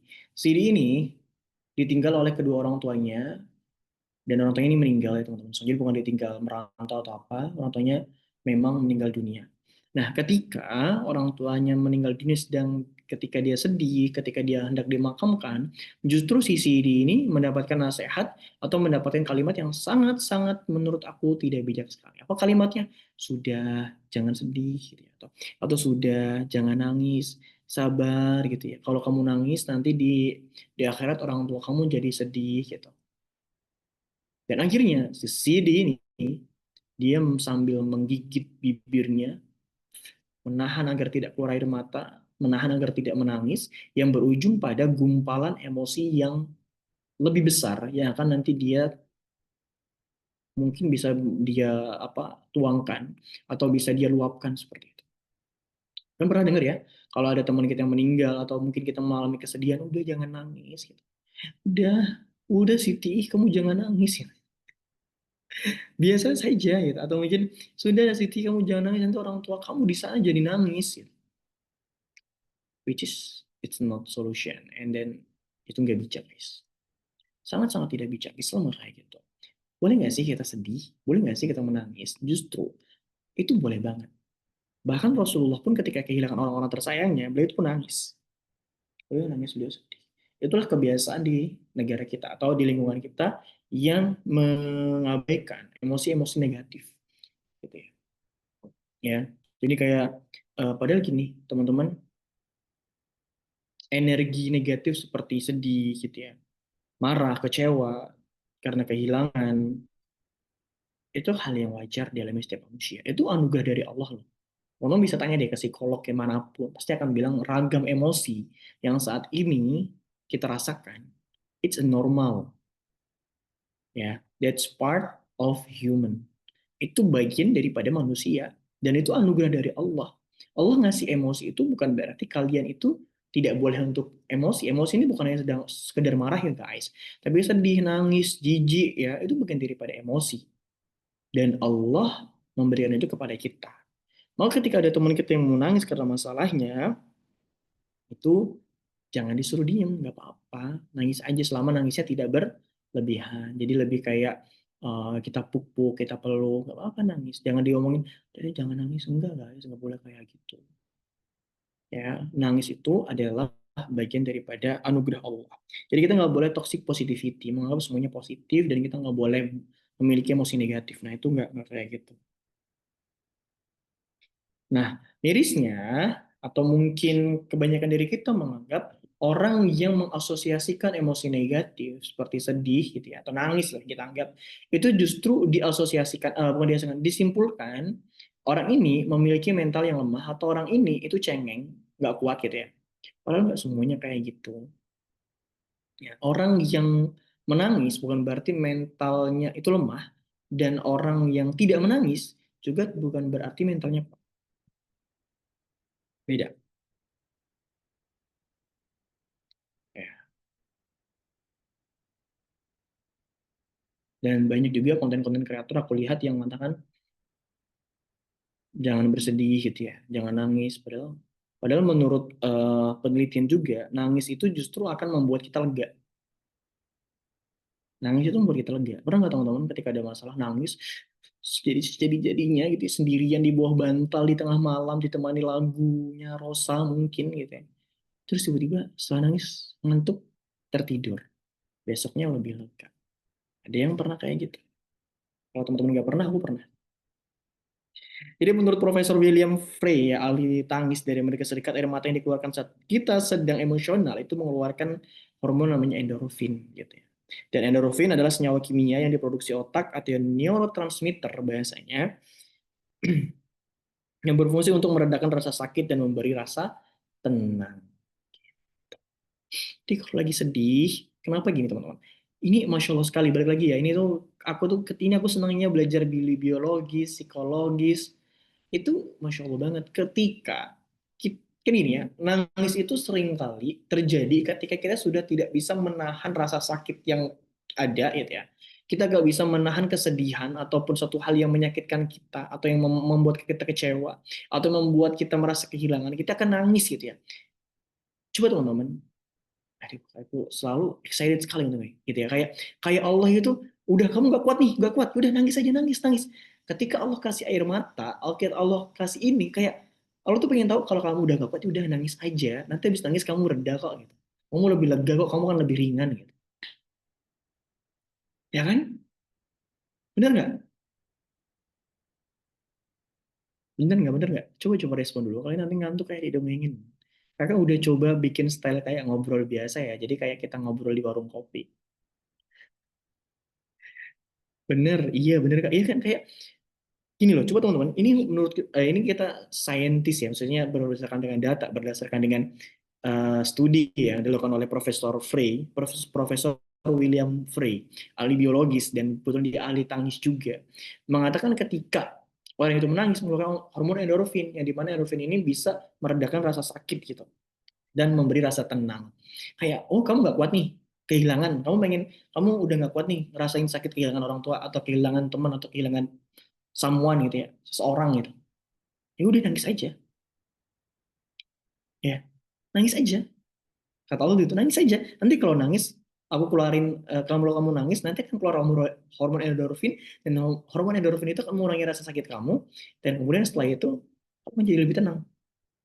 Terus kenapa banyak orang yang melarang umat Islam untuk menangis?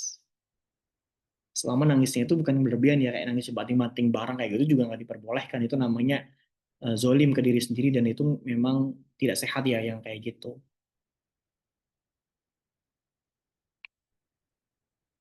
Nangis itu lebih banget daripada ditahan jadi stres, sakit kepala. Iya, betul. Ya kan? Dan kenapa? Justru banyak konten kreator, pendakwah yang mengatakan kamu nggak usah nangis. Kamu kalau nangis berarti kurang iman. Kamu kalau nangis, kamu tuh berarti nggak percaya dengan takdir Allah. Kan takdir Allah selalu baik. Ya, itu is good. Right gitu. Itu benar, guys. Cuman itu nggak tepat ketika disampaikan di saat itu. Ketika ada orang yang nangis tiba-tiba kayak gitu. Bener. Tapi nggak tepat. Paham sampai sini? Paham lah ya, insya Allah.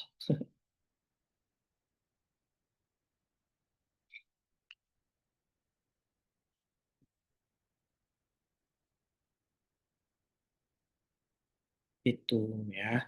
Jadi kita ketika ada orang yang menangis itu justru secara ilmiah, secara Islam itu benar-benar di bukan didukung banget, sebenarnya kayak diperbolehkan seperti itu. Dan apa saja sih dampak daripada ketika orang itu tidak diperbolehkan menangis, atau ada orang yang eh, menganggap bahwasanya menangis itu hal yang buruk? Pertama gini, kita akan sulit untuk berempati kepada orang lain. Kemudian yang kedua, akan menjauhkan diri dari lingkungan agama. Jadi betapa banyak nih teman-teman, orang yang ketika dia ingin mengeluh, nangis, ada yang nasihatin, kamu tuh nggak boleh nangis. Gitu. Yang berujung kepada dia memiliki perspektif kayak, oh ternyata Islam begini ya, Islam tuh memang kayak gini ya.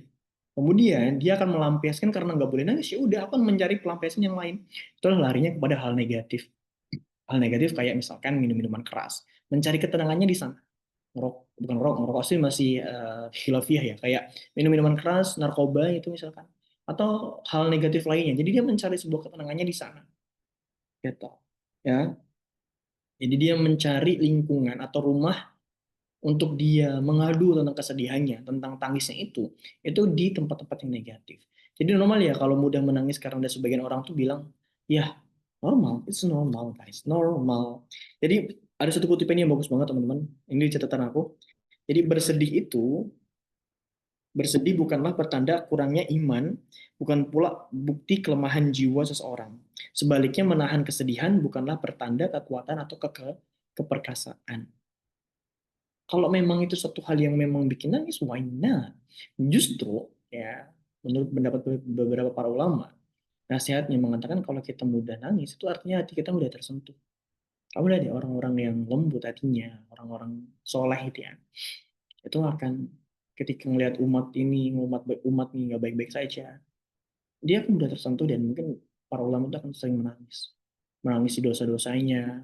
Just which is good. Gitu. Allah kasih kasih kamu tuh hadiah hati yang lembut. Ya, cuman memang kamu harus hidup di lingkungan yang tepat. Kalau nggak tepat ya, cengeng banget, dikit-dikit nangis, dikit-dikit nangis.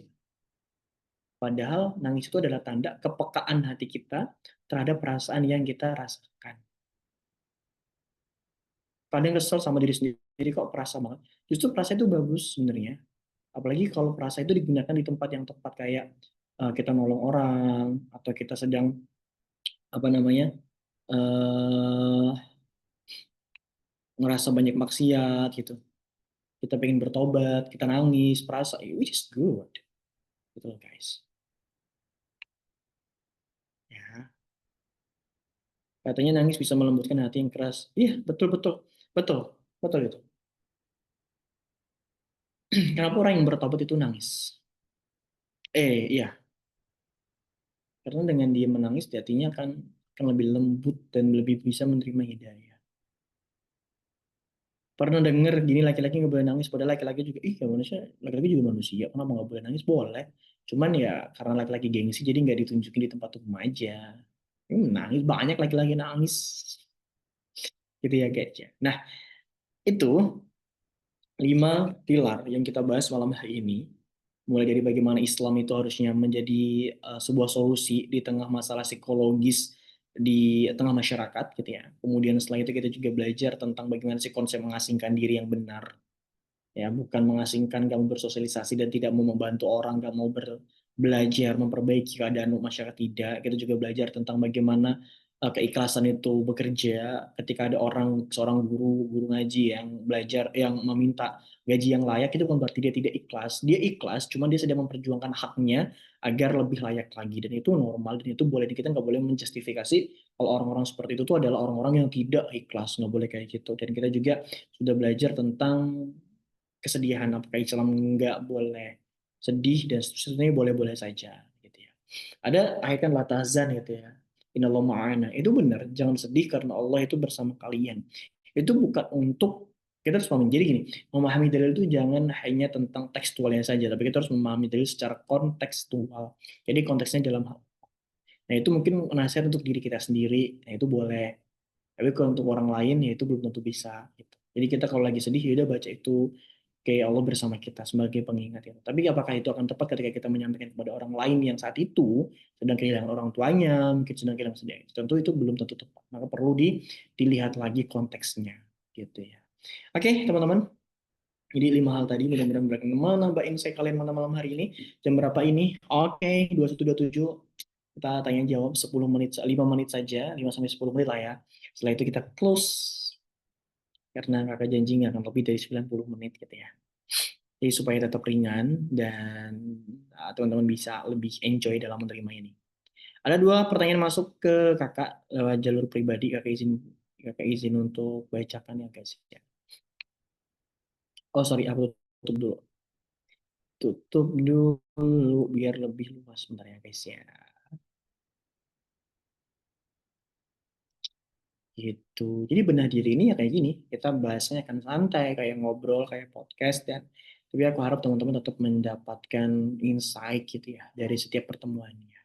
So, bagaimana untuk pertemuan pertama malam hari ini? Enjoy kah kalian atau masih ngerasa kayaknya keberatan deh bahasanya masih? Oh, bagaimana? Boleh disampaikan sembari kakak mempersiapkan pertanyaan ini biar lebih kelihatan. Gimana pertemuan pertama malam hari ini? Buka kayak kalian lebih melek enggak sih dengan realita yang ada? Ya kan? Kayak ya ternyata kayak gini ya, kehidupan di luar daripada pikiran kita. Ya nggak tahu bagaimana. Coba dong kasih testimoninya dong. Oke, ada 2 pertanyaan yang masuk ke kakak. Pertama, sembari teman-teman nulis juga ya. Wait, ada banyak guys ternyata guys. Udah break berapa guys? Ada 3 guys. Oke, guys, ini dulu ya, yang 2 dulu ya. Pertama, kak, jadi untuk pertanyaannya, izin oke, mengenai mengasingkan diri tadi, dan sekarang itu yang saya lakukan kak. Dalam artian mengasingkan diri seperti tidak berkumpul baik dalam organisasi, kampus, di keluarga, bahkan sudah lama juga tidak mengikuti urban. Penyebabnya karena ada beberapa hal yang membuat saya merasa ketika berhadapan sama orang lain males gitu kak. Belum siap untuk menjawab pertanyaan-pertanyaan yang diberi. Kuliah ditanyain terus kapan wisuda, setelah lulus wisuda ditanyain kapan nikah dan lain-lain ya. Jadi merasa takut itu kak, padahal seperti yang kakak sampaikan tadi, konsep mengasingkan diri itu memperbaiki dan memahami setiap orang. Mungkin kali bisa bantu berikan saya masukan atau arahan yang saya lakukan. Baik, bentar ya. Lagi nggak sih? Nah, teman-teman, ini kalian harus sadar, harus mulai realita. Jadi gini, kita tuh nggak boleh terkurung dalam gelembung pikiran kita sendiri. Islam itu nggak kayak gitu. Kita harus paham bahwasanya oke, aku harus berani nih untuk lebih keluar. Mungkin untuk keluar secara langsung nih, kakak ngobrol dengan banyak orang, berhadapan dengan banyak orang ini mungkin belum, tapi bisa saja teman-teman mulai untuk membuka pikiran, membuka diri kepada teman-teman terdekat. Aku akan membuka diri kepada orang-orang terdekat yang menurut aku masih bisa sportif lah orangnya.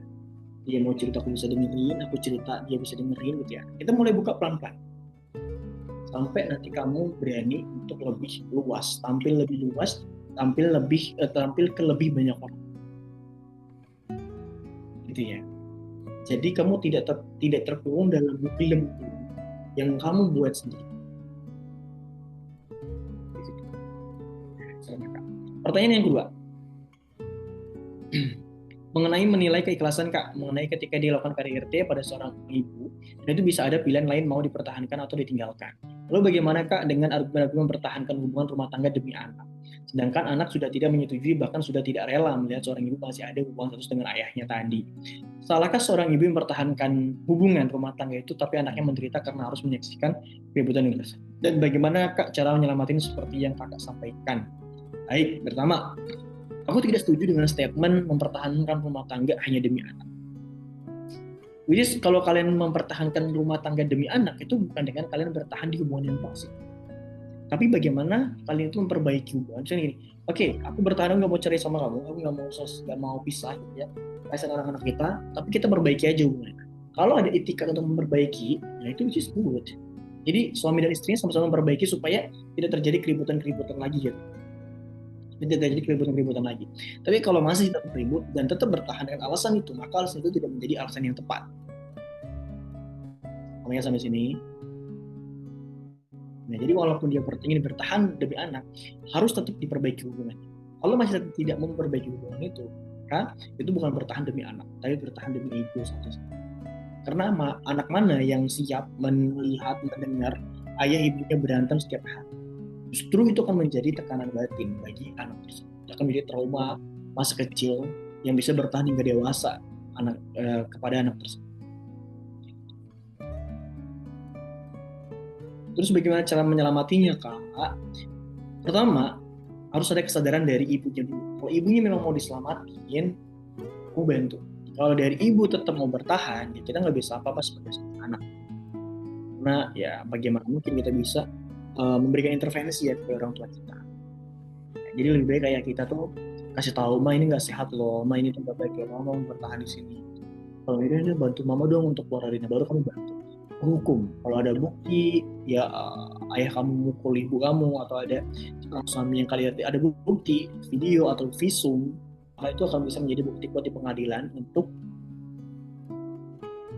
ibu kamu agar mendapatkan keadilan di situ. Jadi bukan hanya sekedar perceraian saja, tapi bisa masuk kepada hukum pidana itu. Gitu. Jadi harus ada kemampuan dari seorang ibunya dulu atau seorang istrinya. Oke teman-teman, minta ini dong testimoninya, kayaknya belum ada yang ngirim deh.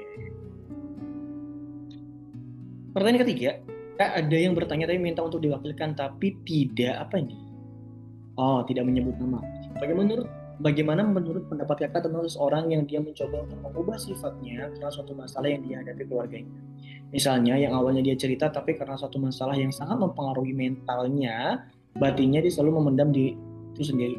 Sampai-sampai dia sakit ketika terlalu banyak memendam dan dia ingin mengubah sifatnya untuk bersifat bodoh amat, tapi sayangnya dia tidak bisa untuk bersifat bodoh amat karena dia terlalu peduli dengan perasaan orang lain, sedangkan bodohnya orang lain tidak memikirkan perasaannya sampai pada akhirnya dia kecewa sendiri, memendam sendiri, bahkan saat ini mentalnya sedang tidak baik-baik saja. Bagaimana menurut pendapat kakak dan kira-kira kita harus menanggapnya seperti apa dan apa yang harus orang itu lakukan untuk membuat dirinya bahagia?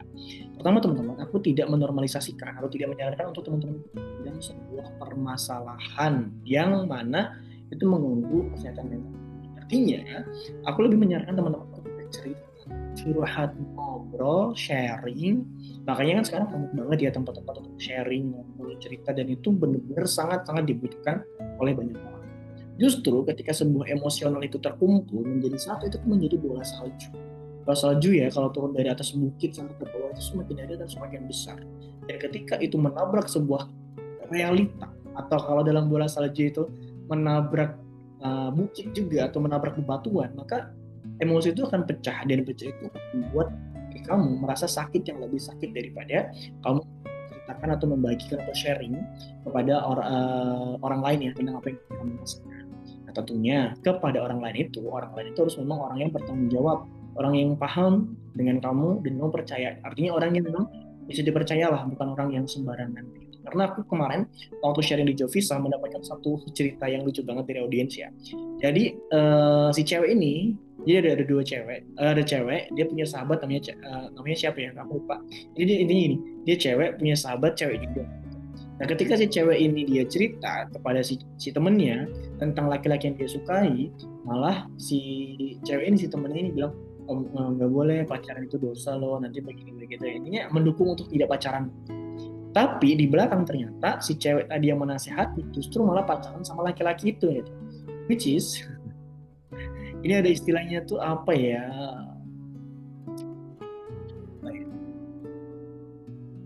Aku lupa dalam istilah psikologisnya. Jadi dia tuh menutupi dirinya dengan seolah-olah mendukung. Padahal di belakang dia itu tidak seperti itu atau kebalikannya lah kayak gitu. Ada kayak gitu. Maka untuk bercerita juga harus kepada orang yang tepat, kepada teman yang tepat. Jadi bukan hanya sekedar cerita saja. Gitu ya. Nah, jadi aku nggak menormalisasi atau tidak menyepakati ya kamu mendam semuanya. Kamu harus punya teman curhat, kamu harus ceritakan, kamu harus sharing.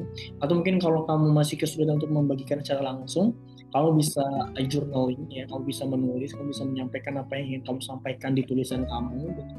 Jadi jangan dipendam, karena kalau dipendam seperti apa yang kamu alami, kamu akan merasa akan sakit sendiri. Ya, kamu akan pusing sendiri, kamu akan stres.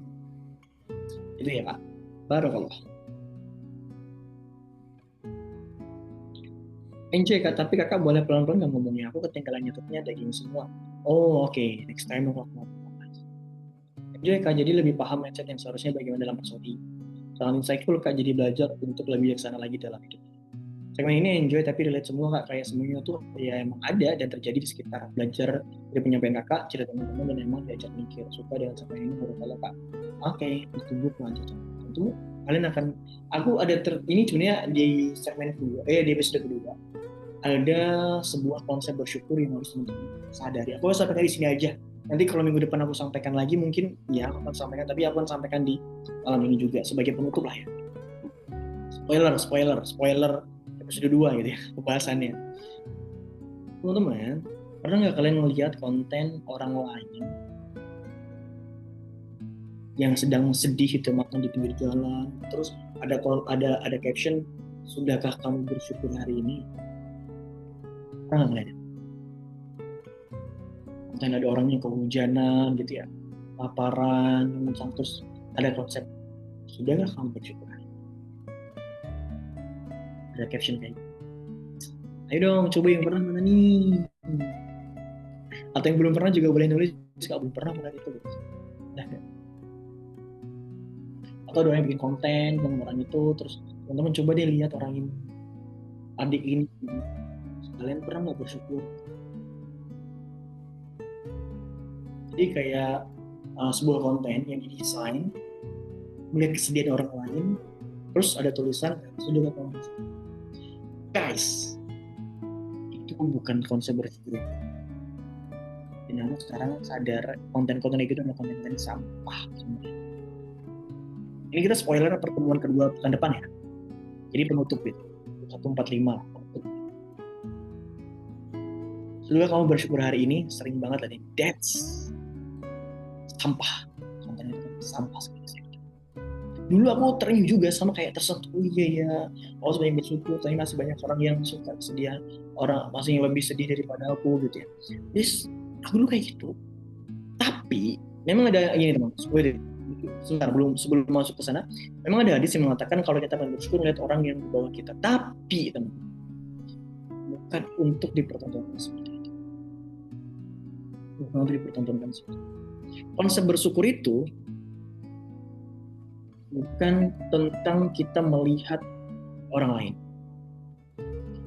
Rasanya aku juga, ya makanya itu. Kalau udah pernah bilang kan, aku tadi bilang, aku dulu terenyuh, dulu aku kayak gitu. Gitu. Makanya tadi kita sampaikan. Tapi setelah aku belajar ini, aku mengatakan konten itu adalah konten sampah. Bukan berarti aku dulu mengatakan aku nggak pernah kayak gitu. Aku justru tadi udah mengkonfirmasi. Aku dulu terenyuh. Aku juga kayak gitu. Tapi ternyata konsep bersyukur nggak kayak gitu. Itu salah. Yang benar gimana? Yang benar adalah bersyukur itu kan tentang kita melihat kesedihan atau kesulitan orang lain. Tapi tentang bagaimana kita mensyukuri apa yang Allah beri kepada kita tanpa melihat kesulitan orang lain. Atau gini, sederhananya bahas ini. Coba teman-teman bayangkan ya, ketika teman-teman melihat orang lain yang mungkin itu di bawah kalian secara ekonomi misalnya gitu. Ada orang yang kesulitan makan, ekonomi dan seterusnya. Terus teman-teman melihat itu sebagai bahan bersyukur. And then orang yang kesulitan ini supaya dia bersyukur, dia harus melihat kemana lagi. Dia udah susah, misalkan anak yatim piatu udah punya orang tua, tidur di emperan, terus sulit buat makan, terus supaya dia bersyukur, dia harus melihat ke bawah kemana lagi. Apakah ketika dengan konsep seperti itu, orang yang tadi yang paling bawah tadi itu nggak layak untuk bersyukur, tidak boleh untuk bersyukur? Atau tidak? Atau tidak? Artinya syukur itu bukan tentang kita melihat orang lain lebih rendah daripada kita baru kita bersyukur, tidak, tapi tentang apa yang telah Allah berikan kepada kita. Konsep syukur itu seperti itu. Jadi kita nggak perlu kayak ngelihat orang lain sedih dulu, susah dulu, baru kita bersyukur. Tidak kayak gitu konsepnya. Tapi kita melihat apa yang telah Allah berikan kepada kita. Ya, apa yang telah Allah berikan, apa yang sudah Allah kasih, apa yang sudah Allah berikan kemudian kepada kita, itu harus kita syukur. Jadi bukan kayak lihat orang susah baru kita bersyukur. Kayak gitu. Memang benar ada hadis yang menasihati kita untuk melihat yang di bawah kita. Cuman itu bukan untuk apa ya, dipublikasi atau bukan juga untuk dipamerkan atau dipertontonkan, atau di-share gitu enggak. Tapi lebih untuk reminder ke diri kita sendiri.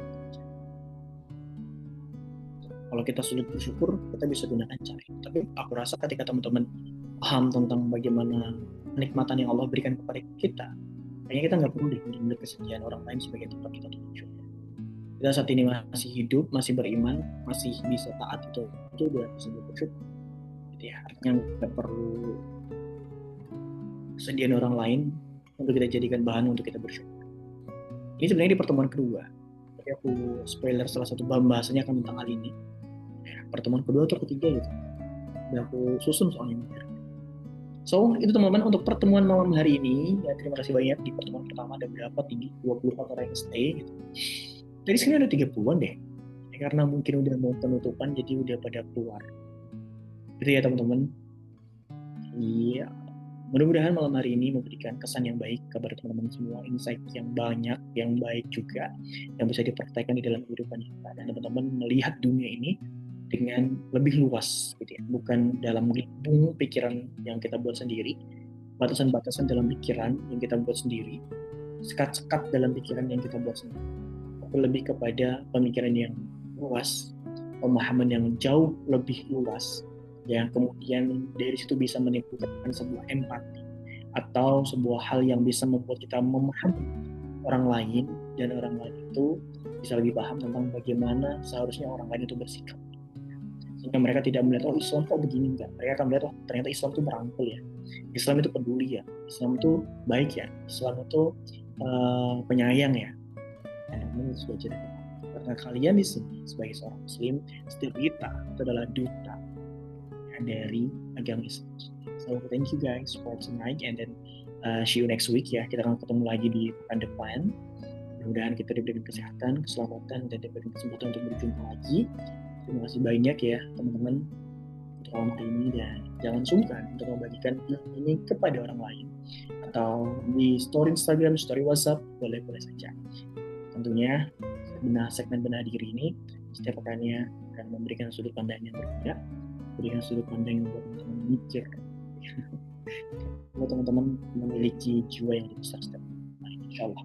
Thank you teman-teman semua, selamat beristirahat, dan kita tutup dengan istighfar 3 kali.